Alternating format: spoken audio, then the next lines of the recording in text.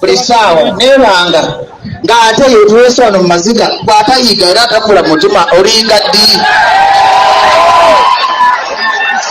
Era bannayuganda mukimanyi nti ekituuze basibako embeera embi mutya nnyo okufa. Mwana abali wano muli bazadde mwazaala abaana, nina mukwano gwange ebbala musijja mukwekerera. God forbid omwana we yafa naye yamuteekamu obuwumbi busatu omwana yagaana okuwona.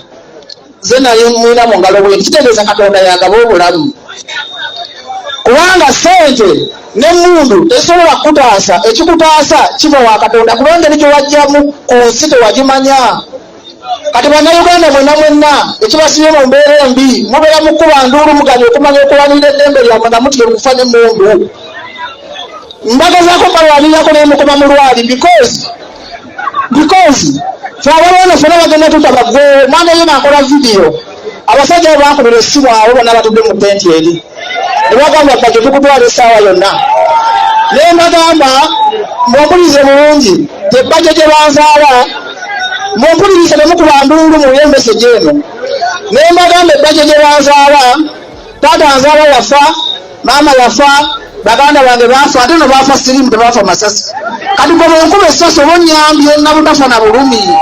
Kitegeeza gye munaakomanga okutya, gye munaakomanga okutiitirira abasajja bano ne Mukuziika ne beetwa $5,000,000 nga Isma abadde mwanvu ng'abonaabona.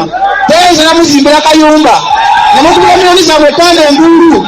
Kitegeeza bannayuganda mukyalina ekizibu kingi. Bino ffe abalina okwogera bwe tufuna akazigayo kantu katuyogere biggweya temutusabako. Bannayuganda kambabuulira amazima. Ku mwenna abali wantu wali atagenda kufa. Ku mwenna abali wantu manyi ngeri giwajjamu ku nsi. Nzirayo nzirayo Kampala ne bansita temukaaba mugambe Bajjo agenze kubeera na Katonda kuba nze nzirako. Olw'osa Isma nabadde mmanyi. Olw'osa Isma nabadde mmanyi bakumye ku mistake nabadde mmanyi banoonya nze. Bankubita essimu nga ndi mabira ne paakingi okumala essaawa nnamba.